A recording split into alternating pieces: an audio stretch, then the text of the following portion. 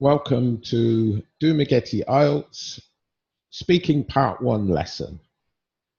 Today's topic is part of the new batch of questions for May to July. This topic is called garbage. As you can see, the pictures explain the topic. Before we begin, we need to define the word garbage. There are different words between the UK and the USA, but both should be okay to use. In the USA, garbage is the traditional name. Also trash.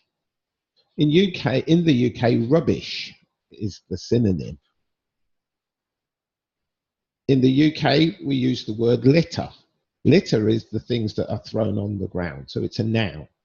Littering, or to litter, is the action of throwing these things on the ground. So if someone is littering, that means they're throwing things on the ground. Picking up, obviously, taking litter off the ground in this context. And then we have fine, money you pay, like a parking ticket or some kind of ticket the government makes you pay if you do something like this. And penalty is a synonym of fine. So some of these words will be in the questions, but try to inject them throughout your when you're answering these questions. Okay, so as with all my videos, answer supporting extra information. If you've seen my previous videos, you should be aware of this format by now. I also give 4 examples and 4 answers. So the 4 questions here are: do you think your city is clean or not? How do you feel when you see people throwing garbage on the street? Why do some people throw garbage on the street? What do you do with garbage when you are on the street? What that means is when you have something you need to throw away, what do you do with it? Okay, so the first question, do you think your city is clean or not?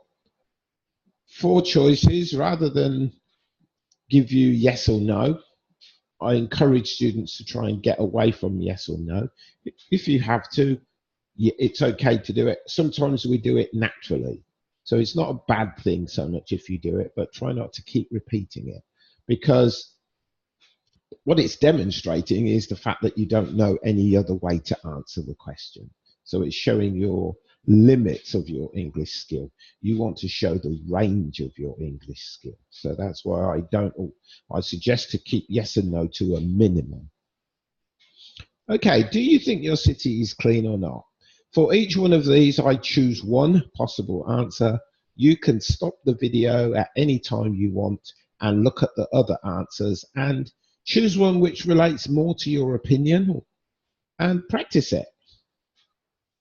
At the bottom, I've put in explanations for certain expressions that are underlined. You can look at that again yourself.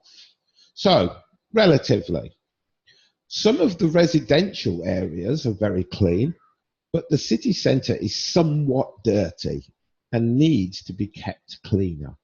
People tend to drop things without thinking.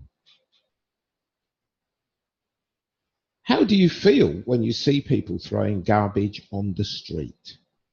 Angry, sad, annoyed with them, disappointed. Sad. Sad because there's no need to do it.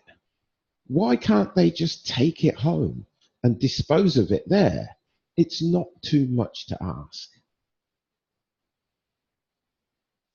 Why do some people throw garbage on the street? I have lack of education, laziness, lack of thought, and untidiness. Let's use the bottom one. Some people are just plain untidy. I imagine that if you go to their homes, you would see the same thing. This is just part of their character. What do you do with garbage when you're on the street? put it in my pocket, find a bin, take it home. I'll choose the last one because it's a bit longer and it actually incorporates something which I think is very relevant to this topic. I take it home. That is because I like to sort out my rubbish and recycle it. I'm keen on recycling. I do my bit to protect the environment. Okay, short video. That's the end of it. Again, please go back, stop the video anytime you want. Look at the answers, practice them. Look at the explanations for the idioms and phrasal verbs and expressions that have been put in there. Make sure you know how to use them. One of the biggest problems sometimes for students is taking an expression or an idiom or a phrasal verb, any one of these things, a collocation, for example, and using it incorrectly. Changing it, for example. We have certain idioms. An idiom should never be changed. Yes? For example, we have an idiom, reading between the lines, or if you read between the lines. You cannot change that to if you read between the line, for example. It means the idiom is not correct. The idiom is read between the lines, plural.